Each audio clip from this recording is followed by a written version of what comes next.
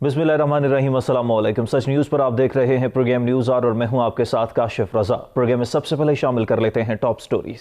Broadsheet case में नया मोड़, शहजाद अकबर ने इमरान खान के बयान की तरदीद कर दी, जबकि इलेक्शन कमीशन के सामने अपोजिशन का एहतजाज। मकासद क्या? 5 जनवरी से कतर में अफगान हुकूमत और तालिबान के माबैन अमन मुज़ाकरात का नया दौर। सारी दुनिया अफगानिस्तान में अमन चाहती है, भारत क्यों नहीं? और कोरोना की दूसरी लहर और बढ़ते केसेस पर तशवीश। फरवरी के वस्त या मार्च के शुरू तक वैक्सीन की दरामद मुतवक्के। ऑलराइट जी, टॉप स्टोरीज आप जान चुके हैं। मामला ब्रॉडशीट का हो या फॉरेन फंडिंग केस का, बयानिया एहतसाब का हो या इंतकाम तहरीक, ज़ाती मफादात के लिए हो या जमहूरियत के लिए, लेकिन सवाल यही पैदा होता है कि हक़ाइक़ बताते हैं कि हर मामले पर अपोजिशन और हुकूमत एक दूसरे पर तनकीद करने का मौका हाथ से जाने नहीं देते हैं। हुकूमत यह फैसला कर चुकी है कि PDM को इलेक्शन कमीशन के बाहर एहतजाजी मुजाहरा करने की इजाज़त दी जाएगी और नहीं रोका जाएगा। शेख रशीद ने प्रेस कॉन्फ्रेंस करते हुए कहा कि तवक्को है कि अपोजिशन का एहतजाज कानून और आइन के दायरे में रहते हुए होगा। अपोजिशन किसी जगह अमन अमान का मसला नहीं खड़ा करेगी। इलेक्शन कमीशन एक आईनी इदारा है जहां पर फॉरेन फंडिंग केस भी चल रहा है और कहा जा रहा है कि PDM की जमातों के इलेक्शन कमीशन के बाहर जो एहतजाज का ताल्लुक है वो सिर्फ 2018 के आम इंतखाबात में धांधली से नहीं है, बल्कि वो फॉरेन फंडिंग केस में पाकिस्तान तहरीक इंसाफ के खिलाफ जो है वो फैसला चाहती है। नून लीग के मरीम औरंगजेब के मुताबिक टीम की क़यादत और अवाम 2014 से ज़ेरे इल्तवा PTI फॉरेन फंडिंग केस के फैसले के लिए 19 जनवरी को इलेक्शन कमीशन के सामने एहतजाज करेगी और आज इस हवाले से जुड़वा शहरों में बैठक भी हुई है और तमाम लाहे अमल भी तय किया गया। दिलचस्प बात यह है कि PDM जिस इलेक्शन कमीशन पर इंतखाबात में धांधली के हवाले से इल्जाम लगा रही थी, तहफ़्फ़ुज़ात का इज़हार कर रही थी, उसी इलेक्शन कमीशन के बाहर अब एहतजाज करने जा रही है PTI फॉरेन फंडिंग केस के हवाले से। एक तरफ यह मामला चल रहा है, दूसरी तरफ जो ब्रॉडशीट का मामला चल रहा है उस हवाले से भी कहा जा रहा है कि ब्रॉडशीट के जो CEO उन्होंने कहा है कि वज़ीर-ए-आज़म इमरान खान से ये कहा है कि जो तमाम तर मामलात हैं, जो डॉक्यूमेंट्स हैं, उनको पब्लिक किया जाए, शाया किया जाए। अब ये मामला भी बीच में है, ये सारी सूरत हाल भी चल रही है। और दूसरी तरफ अगर मुल्की सियासत की बात की जाए तो मुल्की सियासत में जो बात है वो हद तक के इज्जत तक जा चुकी है। अब ये तमाम मामला जिस तरफ जा रहे हैं, इसके बाद क्या हो सकता है? सुप्रीम कोर्ट से भी कहा जा रहा है जमातों की तरफ से कि वो इस हवाले से तमाम तर फैसला सुनाए। नदीम अफजल चंद ने भी इस्तीफा दे दिया और इस इस्तीफे के बाद भी बहुत सारे सवालात पैदा हो गए। तो इस सारी सूरत हाल पर जरा बात कर लेते हैं। मुझे जमील फारूकी साहब एंकर पर्सन है, तज्ज़ियाकार हैं, साफ़ी हैं, मुझे ज्वाइन कर चुके हैं वीडियो लिंक के जरिए। जमील साहब बहुत शुक्रिया आपके वक्त का। जमील साहब सबसे पहले तो जरा ब्रॉडशीट की बात कर लेते हैं। ब्रॉडशीट पर बड़ी बहस चल रही है, दोनों तरफ ही जद में है। अपोजिशन के हवाले से भी बात हो रही है, हुकूमती जो अहदेदारान है उनके हवाले से भी बात हो रही है। बुनियादी तौर पर ब्रॉडशीट की अगर बात की जाए तो हुकूमत ब्रॉडशीट में से क्या निकालना चाहती है, नया क्या है? अगर मनी लॉन्ड्रिंग की बात की जाए, करप्शन केसेस की बात की जाए, फील्ड रेफरेंस में जो नून लीग के सरबराह हैं उनको सजा भी हो चुकी है नवाज शरीफ को, करप्शन के केसेस भी चल रहे हैं, मनी लॉन्ड्रिंग के भी चल रहे हैं। तो इसमें मुख्तलिफ क्या है, नया क्या है? एक चीज कहलाती है कि हैमरिंग उस वक्त करनी चाहिए जब लोहा मजीद गर्म हो, क्योंकि लोहा गर्म है और PDM टूट फूट का शिकार है। और PDM की टूट फूट हम उन जलसों से देखना शुरू हुए जो लाहौर में बड़ी कम तादाद में लोग इकट्ठे कर पाए। तो उसके बाद से क्योंकि लोहा गर्म था, तो अब चाहे एवन फील्ड रेफरेंस हो, दीगर रेफरेंसेस हो, या नैब का किरदार हो, या फिर ब्रॉडशीट का मामला हो, तो हुकूमत को और मुशीर दाखिला बराए एहतसाब को एक लूज बॉल चाहिए। उस लूज बॉल के ऊपर अगर सिक्सर लगता है तो जाहिर है कि हुकूमती तर्जुमानों की उसमें सक्सेस है, उसमें प्राइम मिनिस्टर पाकिस्तान की भी सक्सेस है। लेकिन यहाँ पर बात सिर्फ ब्रॉडशीट के वन साइडेड उम्मीद की नहीं है। मुकाबले मुसावी जो बात कर रहे थे पहले, जो अगेंस्ट जा रही थी PMLN के, जो अगेंस्ट जा रही थी शरीफ खानदान के, अब वही बात तनकीद की सूरत में हुकूमत के वक्त में उछेल रही है। वो इस वजह से क्योंकि जो लेटर्स लिखे गए उसमें दो बातें बड़ी वाज़ेह तौर पर लिखी गई है कि एक जफर अली नामी QC नामी एक शख्स था जिसकी प्राइम मिनिस्टर पाकिस्तान इमरान खान से मुलाकात हुई, और इसके अलावा एक जनरल मलिक नाम का बंदा है जिसने कि टैक्स मांगी है।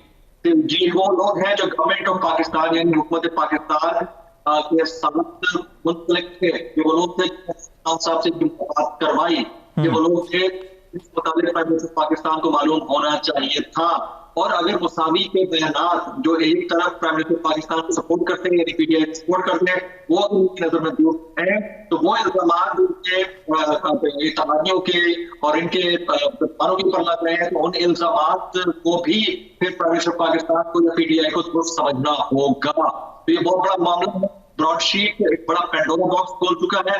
तो उसमें भी प्राइम मिनिस्टर पाकिस्तान इमरान खान ने कहा कि हाँ, मेरी जफर की नामी शख्स से मुलाकात हुई थी। प्राइम मिनिस्टर पाकिस्तान इमरान खान ने कहा कि जफर अली नामी शख्स से मुलाकात हुई थी, लेकिन वो नहीं जानते थे कि उसका ताल्लुक ब्रॉडशीट है। उसने ये भी कहा कि उनके इल्म में नहीं है उनकी जमात में से किसी बंदे ने भी किकबैक्स या कोई रकम से मांगी हो, बहुत बड़ा क्वेश्चन मार्क है। और साथ ही तो क्या जमील साहब, ये जो ब्रॉडशीट का मामला है, ये पैनामा से मिलता जुलता है जिस तरह से इंकशाफात हो रहे हैं, और ब्रॉडशीट के जो सरबराह हैं वो हुकूमत पर भी सवाल उठा रहे हैं कि तमाम तर जो डॉक्यूमेंट्स हैं उनको पब्लिक नहीं किया जा रहा, पब्लिक नहीं कर रही है। जो 450 अरब रुपए का हर्जाना अदा किया है, किस मद में अदा किया है, सालिसी थी क्या, एग्रीमेंट क्या था, वो नहीं पब्लिक कर रही है। तो इस क्यों पब्लिक नहीं कर रही है हुकूमत? क्या यही मामला है जिस तरह से आप बयान कर रहे हैं, और क्या ये पैनामा से मिलता जुलता मामला है?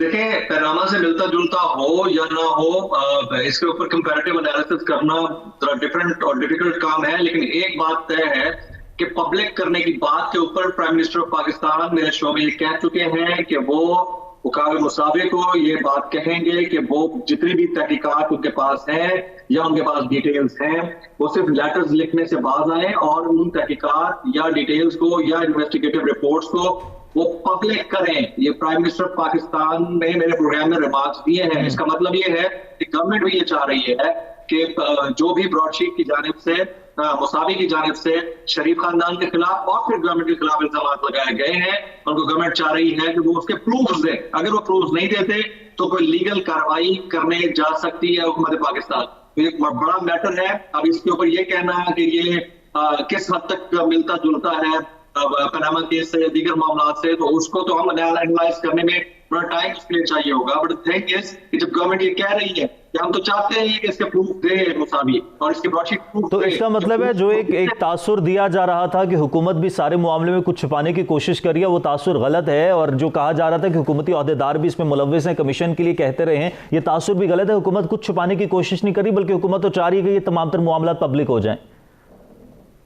ऐसा ही है। इसीलिए मैंने आपको एक्सक्लूसिव बात बताई है, क्योंकि प्राइम मिनिस्टर पाकिस्तान इमरान खान का मेरे साथ इंटरव्यू अभी ऑन एयर नहीं हुआ, आज जब 10 बजे ऑन एयर होगा, उन्हें जो मेरे साथ बातें की हैं उन्हें आपके शो पे एक्सक्लूसिवली बता दी हैं।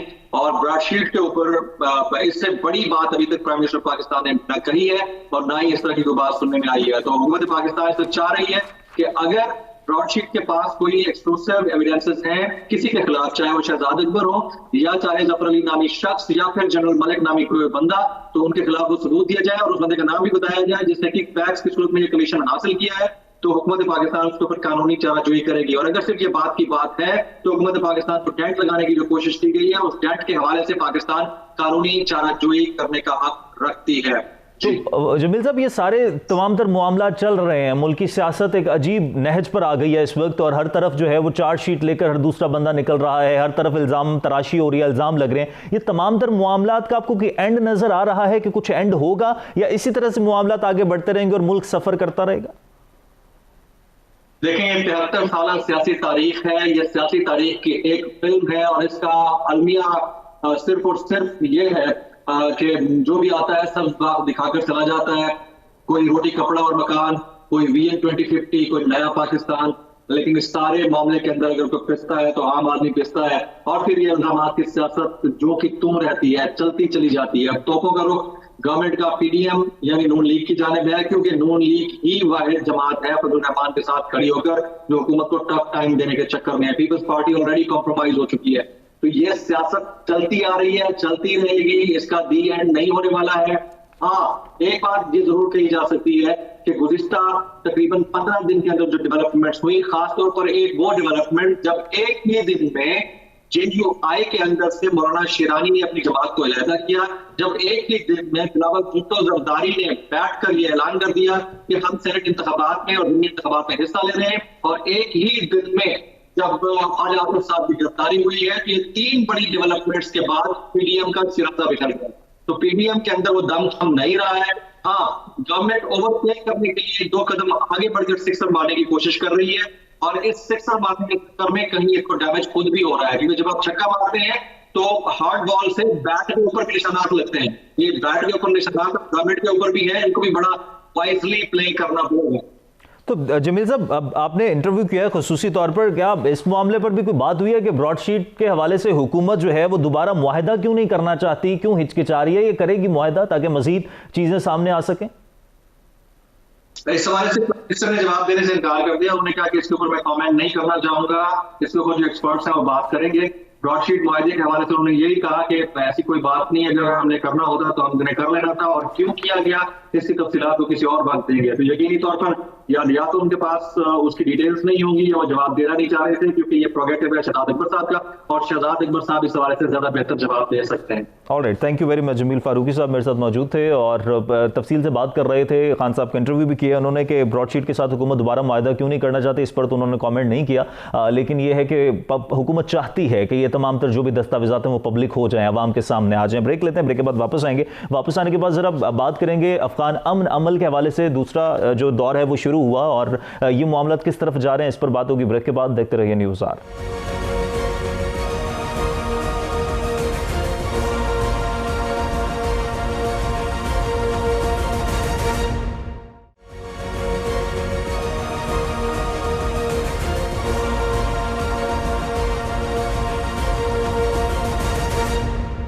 ऑलराइट जी, वेलकम बैक। ब्रेक के बाद वापस आने का शुक्रिया। और पाकिस्तान में अमन अफगानिस्तान के अमन के साथ मशरूत है। अफगान अमन अमल जो पीस प्रोसेस चल रहा था उसमें पाकिस्तान का बड़ा अहम किरदार रहा है और पाकिस्तान का अहम किरदार रहेगा, क्योंकि ऐसा कहना है सरबराह उस्ताद करीम खलीली का, जो कि अफगानिस्तान की जमात हिज़्ब वहदत इस्लामी के सरबराह हैं और वो पाकिस्तान के दौरे पर थे, और उन्होंने बाकायदा तौर पर अफगान अमन अमल में पाकिस्तान के किरदार को सराहा और साथ ही साथ उन्होंने ये भी कहा कि अफगानिस्तान में अमन के क़याम के हवाले से मुतअद्दिद चैलेंजेस का सामना हो सकता है, क्योंकि इंतहा पसंदी इस खत्ते में बहुत सी अशकाल में मौजूद है। साथ ही साथ उन्होंने ये भी कहा कि तालिबान के साथ मुआहदे से अफगान हुकूमत को दाइश और इस जैसे खतरात के मुकाबले में मदद मिलेगी। एक अफगान अमन अमल के हवाले से बात करेंगे, क्योंकि अफगान तालिबान और अफगान हुकूमत के दरमियान जो है वो पीस प्रोसेस शुरू हुआ है। दूसरा मरहला शुरू हो गया, दोहा मुज़ाकरात का 5 जनवरी से आगाज़ हुआ, लेकिन इसके बाद सवाल ये पैदा होता है कि जो नताइज एक्सपेक्ट किए जा रहे थे उस तरह से नताइज मिल नहीं पा रहे हैं, वो रिस्पांस उस तरह से मिला नहीं है। तो साथ ही साथ अमेरिका जो हमेशा से ये चाहता था कि अफगानिस्तान से जो अमेरिकी फौजों का इनखला हो सके, ट्रंप ये चाहते थे कि जल्द अज जल्द अमेरिका जो है अफगानिस्तान से निकल जाए, लेकिन अमेरिका में जो सदारती इंतखाबात हैं उसके बाद सदारत तब्दील हुई है। तो उसके बाद क्या पाकिस्तान को अपनी स्ट्रेटजी पॉलिसी तब्दील करनी पड़ेगी, वो सारा प्रोसेस किस तरह से चल पाएगा और पाकिस्तान मजीद इसमें क्या किरदार अदा कर सकता है, ये सारी सूरत हाल है, इस पर हम बात करेंगे। साबिक सफीर आसिफ दुर्रानी साहब मुझे प्रोग्राम में वीडियो लिंक पर ज्वाइन कर चुके हैं। आसिफ, बहुत शुक्रिया आपके वक्त का। असब, इंट्रा अफगान डायलॉग चल रहे हैं, पाकिस्तान का किरदार सियासी और अस्करी तौर पर बड़ा अहम है, लेकिन साथ ही साथ नई अमरीकी इंतजामिया को भी मद्देनजर रखना जरूरी है। अब उनके साथ बैठना पड़ेगा। इस हवाले से कुछ कहेगा कि क्या स्ट्रेटेजिक पॉलिसी में तब्दीली लाना पड़ेगी या जो पहले पॉलिसीज चल रही थी उन्हीं के तहत ही आगे चलेंगे? मेरे ख्याल में तो बाय एंड लार्ज वही पॉलिसी होगी जो 29 फरवरी 2020 में एग्रीमेंट हुआ अमेरिका के दरमियान और तालिबान के दरमियान। तो बाय एंड लार्ज तो वही होगा। और ख़ुद प्रेसिडेंट इलेक्ट जो बाइडेन जो हैं वो इस बात का इजहार कर चुके हैं कि वो अफ़गानिस्तान से अमरीकी फ़ौजियों के इनखला के हक़ में हैं। अलबत्ता उन्होंने एक टर्म यूज़ की है रिस्पॉन्सिबल विड्रॉल की। तो उस कॉन्टेक्स्ट में ये है कि शुनीद ये है और ये जो मुबस्सिर हैं वो इस बात का इंदिया दे रहे हैं कि अमेरिका शायद ये चाहेगा कि वो अपने जो ट्रूप्स हैं कुछ अरसे के लिए रखे, ताकि इस दौरान जो इंट्रा अफगान डायलॉग है वो आगे बढ़ सके। अगर आपको याद होगा इसमें कि जो इंट्रा अफगान डायलॉग था उसमें डिले से स्टार्ट हुआ। ये तकरीबन 6-7 महीने के डिले के बाद ये डायलॉग स्टार्ट हुआ और उस वक़्त अशरफ गनी गवर्नमेंट ने ये कहा कि हम इसका हिस्सा नहीं थे। तो लिहाजा जब ये तकरीबन 12 सितंबर को ये डायलॉग स्टार्ट हुआ है तो उसमें भी उनको जो डायलॉग के प्रोसीजर पे तकरीबन 3 महीने लग गए और लिहाजा इसलिए अब ये बात सामने आ रही है कि चूंकि अमेरिका और तालिबान के जो एग्रीमेंट के तहत मुख्तलिफ टाइमलाइंस जो हैं उन पे अमल दरामद होना था, उन टाइमलाइंस पे अमल दरामद नहीं हो सका, तो इसलिए इसको मजीद एक्सटेंड किया जा सकता। तो मेरा इम्कान ये है कि इस सिलसिले में अमेरिका और तालिबान के दरमियान मजीद बातचीत होगी। और दूसरी तरफ ये है कि जो अशरफ गनी गवर्नमेंट है वो अपने आप को इस तरह से पोजिशन करना चाहेगी कि वो एक जुदा हैसियत है वो भी बरकरार है और तालिबान के साथ उसी नतीजे पहुंच सके। जी ठीक है आसिफ साहब, भारत का किरदार बड़ा नेगेटिव रहा है तमाम तर प्रोसेस में। दहशतगर्दाना कार्रवाइयाँ की गई, खत्ते के अमन के लिए खतरा रही। अब अजीत डोवल जो हैं वो भी अफगानिस्तान गए, उनका अफगानिस्तान जाना कितना नुकसान पहुंचा सकता है इस पीस प्रोसेस को, इस डायलॉग के अमल को? देखिए, ये वो यकीनन गए हैं और उसमें बाज अफगान जो ऑफिशियल्स हैं उनकी तरफ से जो ट्वीट किया गया है वो भी बड़े नेगेटिव अंदाज में है। लेकिन इंडिया के जो वहाँ पे जो हरकत और सकनात हैं वो छुपी तो नहीं है, वो हम सबके सामने हैं और उसका इजहार वो बरमला भी करते हैं। तो इसलिए हमें जो है इस मामले में जो है कोई गलतफहमी नहीं होनी चाहिए। इंडिया जो है वो अपनी हद वसा कोशिश ये करेगा कि वो अपने इंटरेस्ट को वहाँ सिक्योर कर सके। उसके इंटरेस्ट क्या है? वो अफगानिस्तान को एक्चुअली पाकिस्तान को डिस्टेबलाइज करने के लिए यूज़ कर रहा है। अफगानिस्तान की इंटेलिजेंस एनडीएस जो है वो इस हिस्से में उनका और इंडियन इंटेलिजेंस रॉ का आपस में जो है वो इत्तेहाद है, वो एक दूसरे के साथ कोऑपरेट कर रहे हैं और इसमें जो है इंडिया अफगान सरजमीन को बलूचिस्तान में गड़बड़ फैलाने और इसके अलावा टीटीपी वगैरह जो है, बल्कि सुनी तो ये है कि वो इवन दाइश वालों को भी जो है फाइनेंस कर रहा है ताकि वो पाकिस्तान में जो है वो गड़बड़ फैला सकें।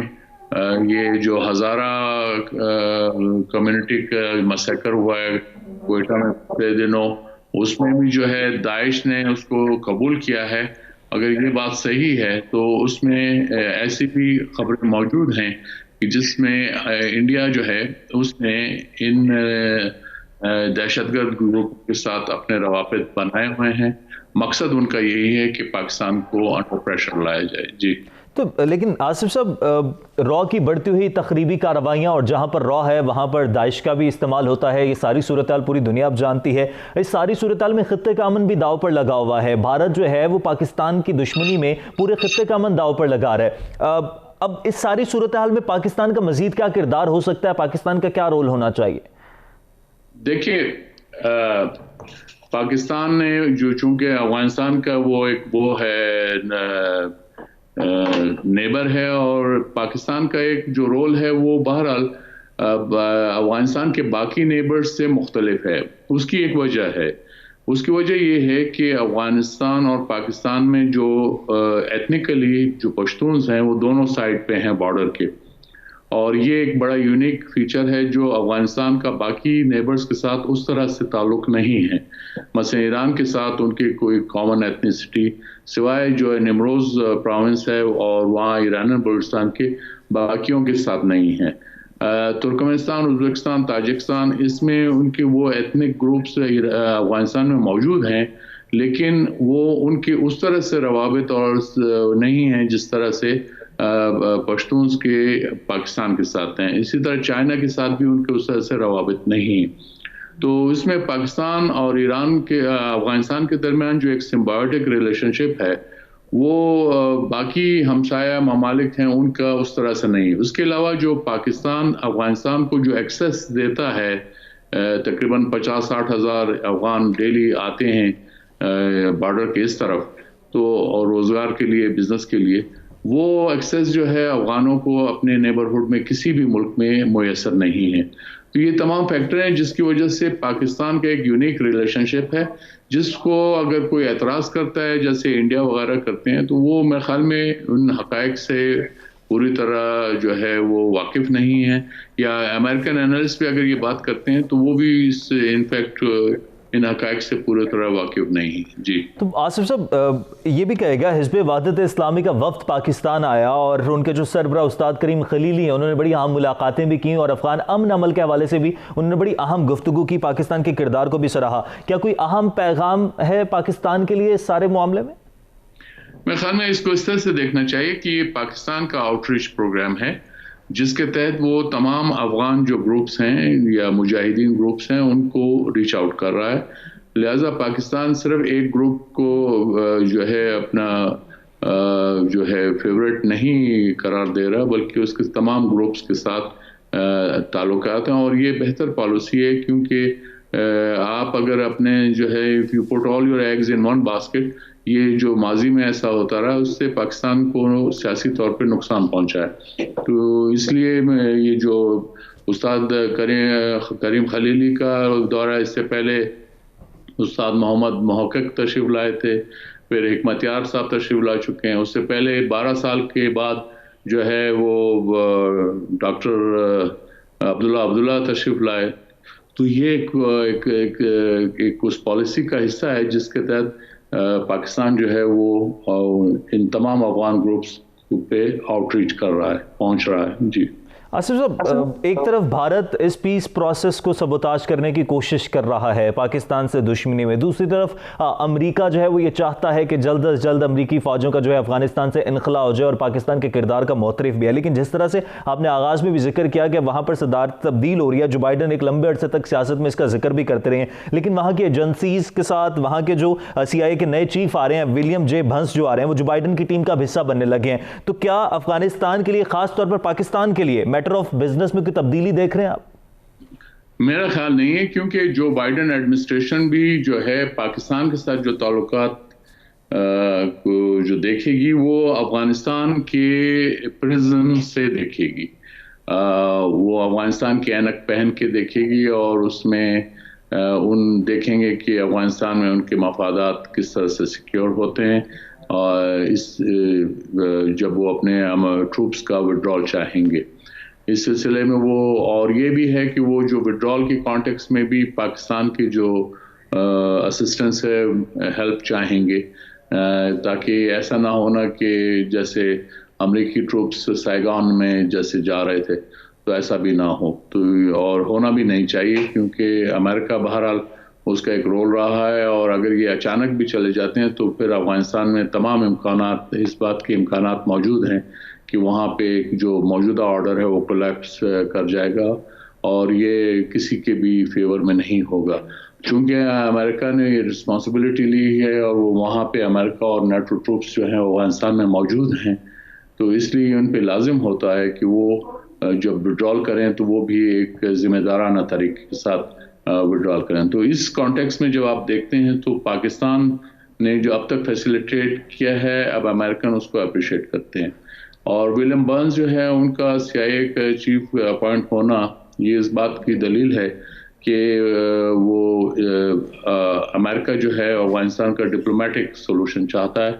उसमें अब वो जो मिलिट्री एस्पेक्ट था वो अब उसमें वो पीछे चला जाएगा और डिप्लोमेटिक जो फ्रंट है उस पर वो ज़्यादा एक्टिव हो जाएंगे, और ये मेरे ख्याल में एक बेहतर चीज़ है। जी आसिफ साहब, आखिर में बस क्विकली आपसे ये भी जानना चाहूँगा कि वजारत ख़ारजा का मजमूई तौर पर जो किरदार है आप उसको किस तरह से देख रहे हैं? सिफारती तौर पर पाकिस्तान को अपनी पोजीशन मजबूत करने के लिए क्या करना पड़ेगा या क्या करना चाहिए? देखिए, हमें इसमें कोई मजबूत या कमज़ोरी की बात नहीं है। जो ज़मीनी हक़ाइक़ हैं उसके तहत पाकिस्तान का एक अहम रोल था जो उसने अदा किया, और अफगानिस्तान के कॉन्टेक्स्ट में ये सब ने इसको एक्नॉलेज किया है। बावजूद इसके कि बाज़ अफगानिस्तान के जो इनसाइडर हैं वो और जो बाहर उनके सपोर्टर हैं जैसे इंडिया, वो उनको सबोटाइज करने की कोशिश करते रहे हैं, लेकिन बाय एंड लार्ज अगर आप देखें तो तकरीबन ये एलिमेंट्स जो हैं वो कॉर्नर हो चुके हैं। अगरचे वो इसमें जो है शरारत करेंगे, लेकिन बाय एंड लार्ज मेरे ख्याल में ये पाकिस्तान की कामयाबी है, और उसकी वजह बुनियादी ये है कि पाकिस्तान ने जो है वो फेवरेटिज्म जो है उसकी पॉलिसी अडॉप्ट नहीं की, बल्कि वो तमाम अफगान फैक्शंस जो हैं उनके साथ बराबरी का सलूक कर रहा है। जी ठीक है, बहुत शुक्रिया आसिफ दुरान साहब, साबिक सफ़ीर हैं, मिस्टर प्रोग्राम में मौजूद थे। अफगान अमन अमल के हवाले से बात कर रहे थे, अमेरिका की पॉलिसीज़ के हवाले से बात कर रहे थे कि कोई पॉलिसीज़ में ऐसा तब्दीली नहीं आएगी, और भारत कोशिश कर रहा है और पाकिस्तान से दुश्मनी के चक्कर में कोशिश कर रहा है कि अफगानिस्तान को इस्तेमाल करे और पाकिस्तान के अमन को सबोताज कर सके। ब्रेक लेते हैं, ब्रेक के बाद वापस आएंगे। वापस आने के बाद कोरोना की दूसरी लहर के हवाले से बात करेंगे कि तशवीशनाक होती जा रही है, और असद उमर साहब ने कहा है कि बहुत जल्द खुशखबरी सुनाएंगे। तो वैक्सीनेशन के बाद, वैक्सीन आने के बाद क्या सूरत हाल तब्दील होगी, इस पर बात करेंगे ब्रेक के बाद। देखते रहिए न्यूज़ आर।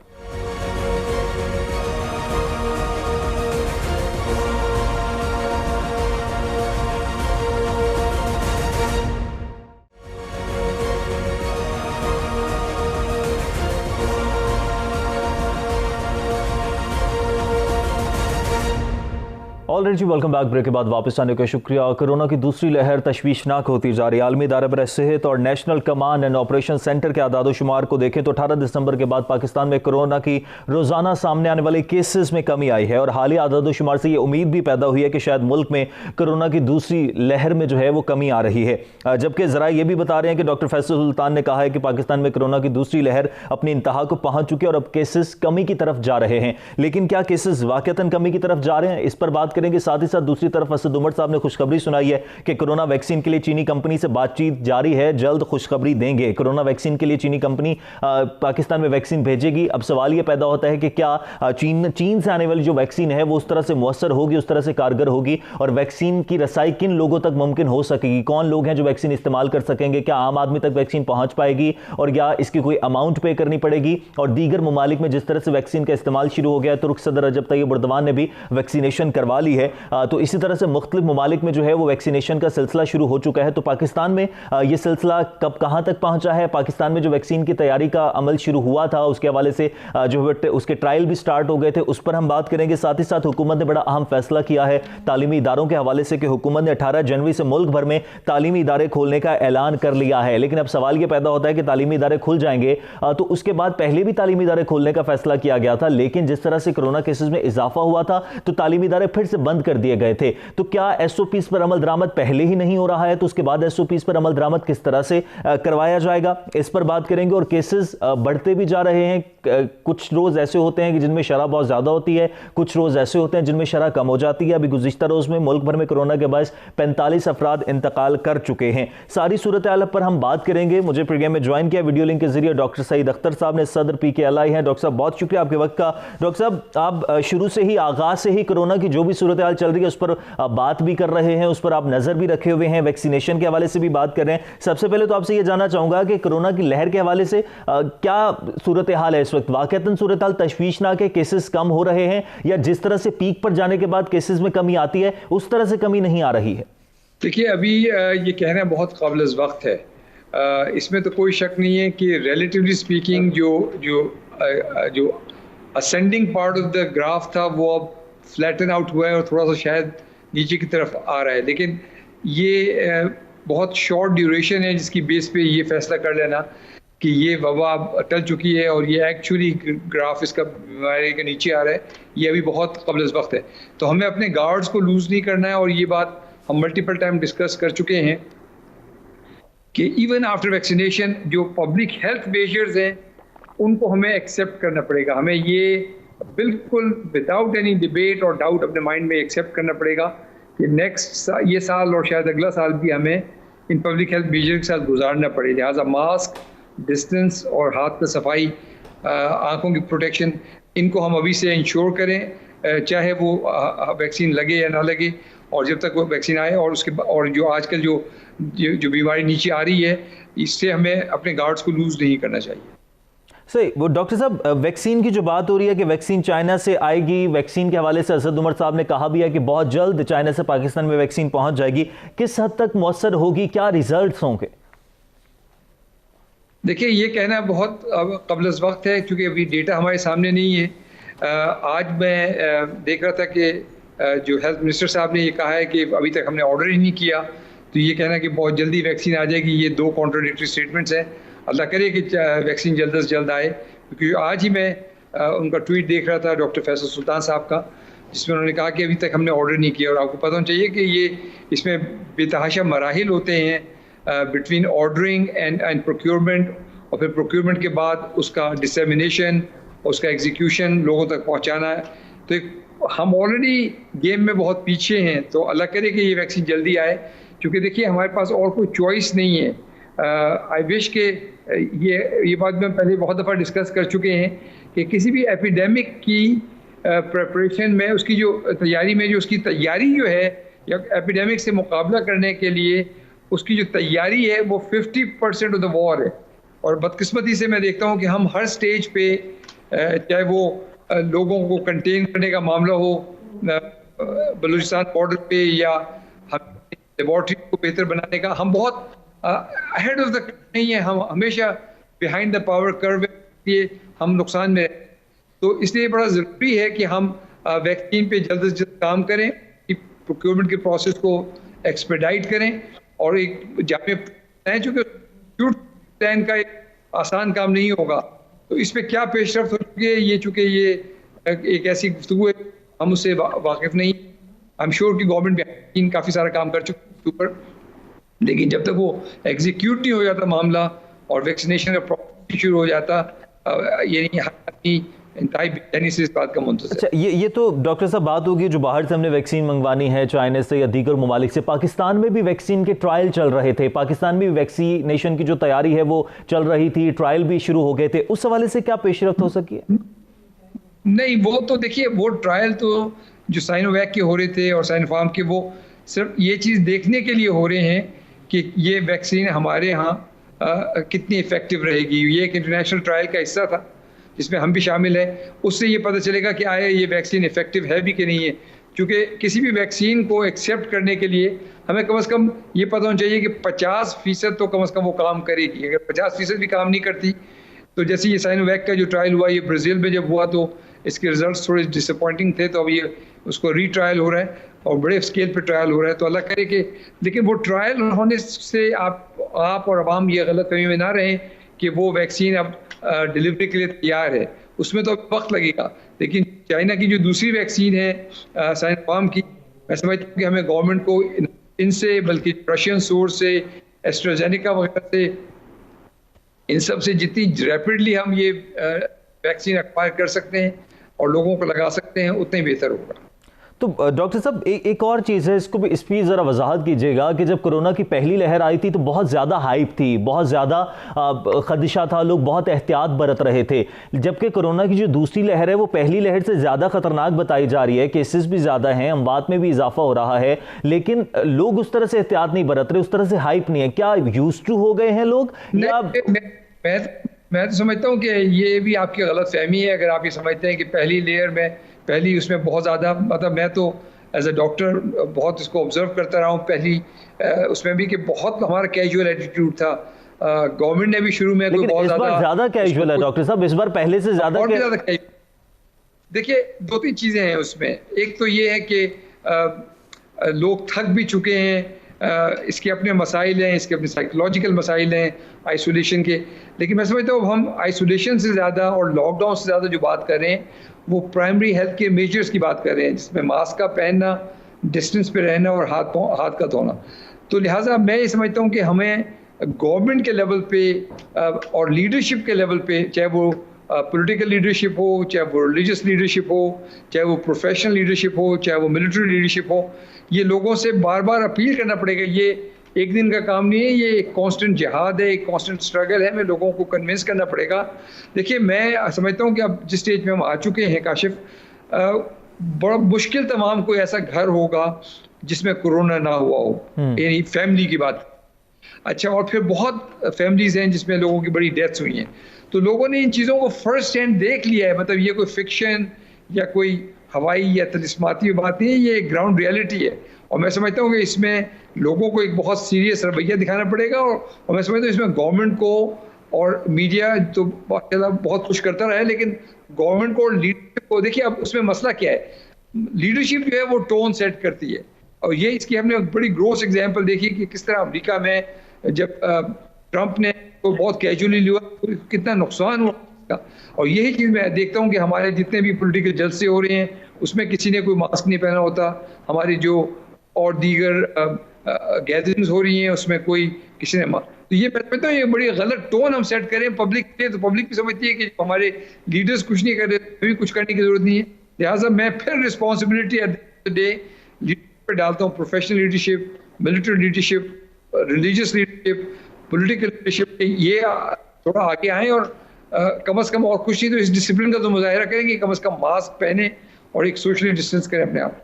हुकूमती सतह पर तो तनकीद की जा सकती है डॉक्टर साहब कि हुकूमत की तरफ से उस तरह से मेजर्स लेने के हवाले से पहले भी उस तरह से कैंपेन्स नहीं असर रसूख रख पाई थी। अब दूसरी लहर के बारे में कहा यह जा रहा है कि लहरों पर बिलीव ना किया जाए, तो क्या समझा जाए कि वैक्सीन आने के बाद कोरोना पर काबू पाया जा सकेगा या अब हमें कोरोना के साथ ही जिंदगी गुजारनी पड़ेगी, वैक्सीन आ भी जाए तो ये वबा के तौर पर साथ चलेगा इसी तरह से?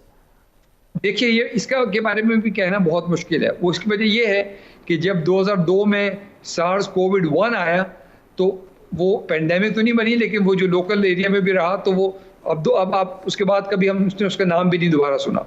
इसी तरह इसी कोरोना वायरस फैमिली का ये जो MERS Middle Eastern respiratory syndrome virus आया, जिसने 2012 में तबाही फेर दी मिडल ईस्ट के अंदर, बैट टू कैमल और फिर ह्यूमंस।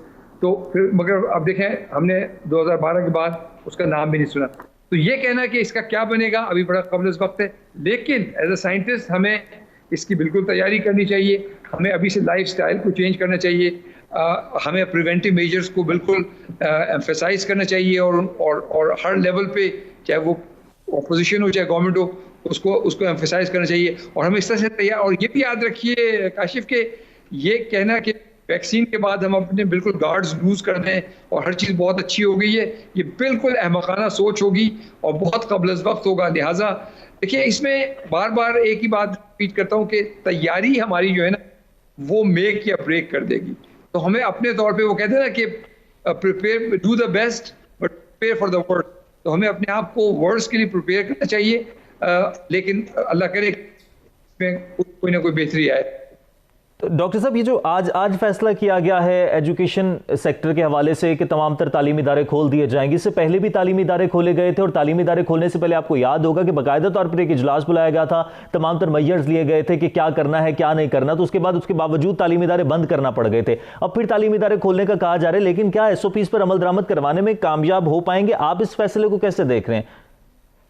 देखिए, मैं तो इस फैसले का खैर मकदम करता हूँ, इसलिए कि हम तालीम को इंडेफिनिटली बंद नहीं कर सकते। बट हैविंग सेड दैट, मैं समझता हूँ कि अब इन लोगों का मतलब गवर्नमेंट ने और हम सब ने जो सीखा है पिछली तजर्बे से, वो अगर हम रिपीट करेंगे तो हमसे बड़ा अहमक कोई नहीं होगा। लिहाजा मैं समझता हूँ कि ये बिल्कुल एक खुशाइन फैसला है। इसकी ऑब्वियसली इसके अंदर एक रिस्क इन्वॉल्व है, लेकिन मैं समझता हूँ कि स्कूलों को भी और एजुकेशन इंस्टीट्यूशंस को भी अब मज़ीद जिम्मेदारी का मुजाहरा करना पड़ेगा, पेरेंट्स को भी मज़ीद जिम्मेदारी का मुजाहरा करना पड़ेगा। और देखिए, अब बच्चों के अंदर भी बड़ी शऊर और समझ है, तो मैं समझता हूँ हमें मास स्केल पे स्कूल के अंदर अगर हम इसको किसी तरह से, और कॉलेजेस में इन SOPs को एग्जीक्यूट कर सकें, तो शायद यही बच्चे अपने वालिदैन के लिए मशअल राह बन जाए कि नहीं आपने मास्क लगाना है, और घर में आके वो इस बात को एम्फसाइज करें कि नहीं आपने मास्क के बगैर, एक सोशल डिस्टेंसिंग के बगैर नहीं रहना माशरे के अंदर। मैं तो इस चीज़ को पॉजिटिव देखता हूँ। इसमें एक डेफिनेटली एक कैलकुलेटेड रिस्क है, लेकिन वो एक लाइफ के अंदर रिस्क है।